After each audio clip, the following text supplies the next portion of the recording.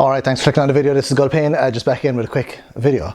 And today I'm going to go through, this was a channel I'm subscribed to called John Riggs. And he's been uploading videos for years. He's after shooting up in popularity recently. I didn't actually notice how popular he's after getting, because I used to watch him when he was like making his own games and just kind of like fixing cartridges and stuff. So he's pretty cool. He was on Metal Jesus Rocks, and yeah, seems like a really nice guy. But he had a really interesting video, which I thought I'd make a video response to, because I'm in the habit of video responding. And so he says, or his original video was recommend 10 games for 10 different systems. So like one game per system. So I've had a think of just like recent games that I've played that I could sort of recommend for like one system. So the first one, or this initial video of the trilogy of recommending 10 games for 10 systems is going to start now. Alright, so I've gone for the PlayStation and Xbox consoles, because those are sort of like the ones that I'm most accustomed to. So I've gone for like PS1, PS2, PS3, PS4, PS5 and the old original Xbox, the 360, the One and the Series. So 5, 6, 7, 8, 9. Okay, that's only 9, so I'm going to need to add more onto it. We'll add in the PSP as well for that one. There we go. So first up then, we have for the PlayStation 1, this is a game that not many people would have heard of. So I've gone for a couple of obscure ones and a few like obvious ones, and then just ones that I've been playing recently as well. You know, just to premise the old list there. So the first one is Legend of Cartia. So this is like, I got it years ago. I always remember playing it, and like nobody had played it, and I was asking a few people about it and they never heard of it. Legend of Cartia, it's like it's sort of like Vandal Hearts or a strategy RPG, but you make these little monster guys, and the story's pretty cool actually. It's very intense, the story, for such like a cartoony kind of a styled game. But yeah, it's in the style of yeah, just like those early like kind of 3D strategy games for the PlayStation 1, and this one was completely lost in the, I don't know, lost in the ether. But yeah, I never hear anyone talking about it, but it's a really good game. Legend of Cartia. Then on PlayStation 2 then, this was one that I've played fairly recently. I didn't play this when it was out. It's Haunting Ground, and it is a game with a dog, and I do love a game with a dog. But Haunting Ground's really good. The graphics in it are amazing. I really wish I played it when the PlayStation 2 was out first, because it's such like a visually stunning game. Like now it's like, oh, it's okay, but like back then it must have been like, oh my god, this looks amazing.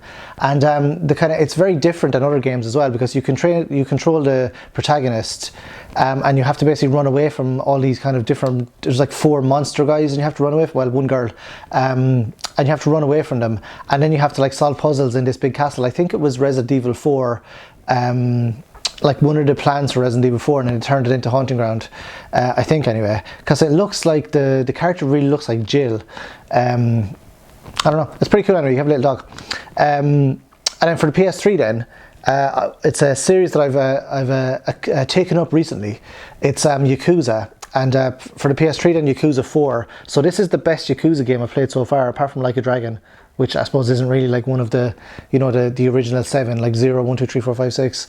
But yeah, Yakuza 4 is awesome. It's so much better than Yakuza 3. Yakuza 3 is good, like the story is nice and all that, but Yakuza 4 is just fantastic. Like I was hooked from start to finish, and I kept playing it and kept playing it and kept playing it. So I didn't do that with the other Yakuza games, where I was like, you know, I just had to kind of keep going to see the story. And there was so much to do as well in the town, and I haven't got everything done either. But I did finish the game, and you know, I went back to do some of the other stuff, but like some of the stuff is like pointless. But it is an awesome game. 4 characters as well you control. Yakuza 4 pretty good.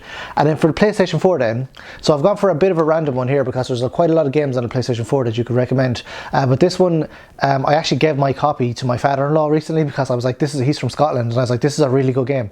It's called Black Mirror, and it's like I think it was a PC game, and it was ported to the PS4, and it's okay. The graphics are okay, the story is very good, the puzzles are super difficult, like really, really hard. I had to look up a guide for like the piano puzzle. It's really, really difficult, but it's such an awesome game, especially because I used to live in Scotland as well, and the accents, the Doric Aberdeen accent is like done really well. You don't really see like, particularly if you're from an area, you don't really see like accents, if it's not like an English accent or American accent, you don't really see the accents done well. Like the Irish accents, some of them are just, they're not Irish, they're like, I don't know, Boston or something, or they're kind of what they think Irish people sound like, or the Scottish accents are not really Scottish, they're just kind of what people think Scotland sounds like. But the voice acting in Black Mirror is excellent, really liked it, and I love the setting and everything, it's awesome. So I'd recommend that. And then for the PlayStation 5 then, this is what I'm playing at the moment, and I'm really enjoying it. It's Like a Dragon Ishin. I know it's technically a remake of like a game that was previously released, but it was only released in Japan. Again, it's another one of the Yakuza games, and I am getting into the Yakuza games at the moment. So the Like a Dragon Ishin, it's like you're back in time in like old Japan, and it's pretty good. I'm not that far into it yet, but I would recommend it people to give it a go, and it's not that expensive either. Next up then we have for the original Xbox. So I've done the PlayStation there, and original Xbox then, I'm not really overly kind of familiar with the original Xbox. I didn't have one when it came out. I had a PlayStation 2. I think around like 10 years ago I bought an original Xbox in a shop in England called Cash Converters for like £20. It was a really good deal, and I got a few games for it then. I played a few games like Project Zero and stuff like that, but I didn't really like become overly accustomed to it because the controller is so big, and like, you know, when you have like a PlayStation 4 and stuff, you know, or a 360 and PlayStation 5, you're not going to be going back playing Xbox One a lot. But one game that is very good and I really like is called Obscure, and for anyone that's played it, you'll know it's like a really fun kind of, I don't know, they didn't continue this sort of style of survival horror at all. It's where you control like multiple characters, and you can even play two players at the same time, like couch co-op, which is excellent. I know they kind of do it today with you know, Dead by Daylight and all those, where you know, it's online and multiple people are controlling the characters, but those are kind of like, you know, you only have a certain amount of time, whereas this one, like, it's a whole story, so you go from start to finish, and if one character dies as well, you can actually, you know, it can keep the game going, which is an interesting concept, but I always keep the characters alive. There's other ones as well. There's a second one, and it didn't really get popular at all. Obscure, like not as popular as Resident Evil and those, but it's a really kind of cheesy B-movie teen horror style, and I love that. And then for the Xbox 360, now this is a difficult one because I'm a huge Xbox 360 mark, and I have loads of Xbox 360 games. That was the console I had like from like 2008 until I got a PlayStation 4, and I played loads of games on it. I even went halves on it with my friend. I've had 3 of them as well, Xbox 360s, because I've had 3 flashing red rings. So I had to like get a new one and all that, but yeah, Xbox 360 is awesome. The game I've gone for it's just because I'm playing it at the moment, is The Witcher 2.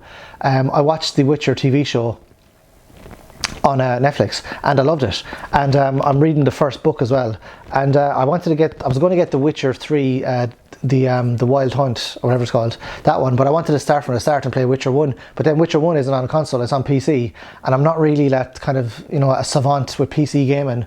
Kind of the only PC games I have are like StarCraft or Broken Sword 4, and sometimes Broken Sword 4 won't work on a specific PC because you have to like get patches and stuff, and I don't really like doing that. I just like putting the game in and playing it. Yeah, the Witcher 2 is awesome. It's very, very good. It's a bit like, I don't know, it's kind of like a bit rough around the edges, but a really good game. So much to do in it as well, and so much to collect. There's just so much going on in it. Very good game, and very complimentary to the TV show and the books as well, I believe. For the Xbox One then, this is a game I've been playing recently, but I don't have an Xbox One, I have an Xbox Series, but I got a load of Xbox One games to try, and I got a load of horror games, and this one, I don't know, I really liked it up until the end of the game, and now I hate it, but I'd still recommend playing it because it's such a kind of strange game, and it's not like any other games. It's a first person game, but it's not a shooting game. It's Blair Witch, and in this game you have a dog, and I really like the dog mechanic, and you have to know utilize the dog, but then as you get towards the end of the game, I just didn't like it at all, and I don't know, I recommend playing up to a certain point and then not playing anymore. But yeah, and it's kind of like, I don't know, if they had more time to kind of develop it a bit more, I think it would have been a lot better. But it's a good game anyway, Blair Witch. And then for the Xbox Series then, continuing my sort of kind of horror theme here, is The Chant for the Xbox Series. I haven't played that many Xbox Series games. I have an Xbox Series for about 1.5 years, and I haven't heard any games for it because I keep playing the older games. I'm just a retro gamer at heart. Well, you know, Xbox 360. But yeah, The Chant is very good. It's okay. Well, it's not very good. It's okay. It's got an interesting story, and again, it's another one of those games where they seem to have they just ran out of ideas, or I don't know, they just needed a bit more, or just something else. But it's a very interesting game. It's you're this girl, and you're going around this like hippie commune, and you have to use like sage and different like I don't know, like herbs or something, and you set them on fire, and you can attack enemies like that. But it's one of those games where you have to do all the attack animation before you can actually stop or do anything else. So if you miss the enemy, it's awful because the enemy just hits you. But yeah, it's interesting. Anyway, I finished it there a while ago, and I quite liked it, but I wouldn't go back and play it again. But I'd recommend, like, I don't know, those sort of games, the kind of adventure games with like a nice story where you kind of play them once. I really like those, and I don't mind if they're only like 6 or 7 hours long, because that means you can play multiple ones. Whereas other games, like, you know, where it's like 40 hours, it's like, oh, you really gotta commit to it. And then the last one, then I'll just put the PSP here as well on this list. PSP would be difficult for me to recommend a game because I love PSP and there's loads of awesome games on it. But I've just kept with the horror theme here, and the second Obscure game, which is Obscure: The Aftermath, or well, it's called something different on PSP. Obscure, it's called something else on PSP, but it's really, really good. Such a showcase for the graphics for the PSP as well, because some of the PSP games, they look quite simple and kind of, they're not really running a lot of stuff at the one time. But in Obscure, like the way they have the camera's a bit annoying, so you can't change the camera a lot of times. But I think that's because of the graphics, because the graphics are so detailed, and the story's pretty good. It's similar to the first game, except you're in a university this time. The same kind of plant, you know, thing is kind of I don't know, infesting things and creating monsters. So you just sort of like go around the university and do puzzles. It's excellent anyway, really good game.